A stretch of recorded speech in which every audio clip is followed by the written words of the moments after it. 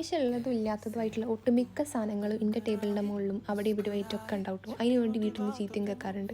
അതില്ലാണ്ടാക്കാൻ വേണ്ടി നമുക്കൊരു ഓർഗനൈസർ ഉണ്ടാക്കിയാലോ. ഈ ഓർഗനൈസർ ഉണ്ടാക്കാൻ വേണ്ടിയിട്ട് നമുക്കൊരു കാർഡ്ബോർഡ് ബോക്സ് മാത്രം മതി. ഓൺലൈൻ വഴി മേടിച്ച ഏതോ സാധനത്തിൻ്റെ ആണ്.